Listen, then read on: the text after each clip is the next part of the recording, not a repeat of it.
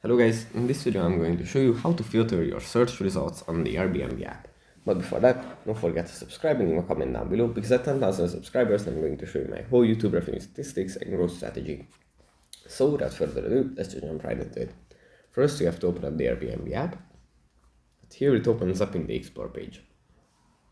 Now, depending on our interest, and the top of the page, we can use this slider to select what kind of place we want to stay at, whether it's a historical home like the ones you can see here, or a golfing place, a top of the world place, a chef's kitchen, a dome, anything. Basically, we can select it here, and then at the top, in the top right corner, there is a little filter button, and here you can personalize the search results even more, adding how many rooms, how many beds, how many bathrooms we want to have, what kind of property we want to rent, and all the sort.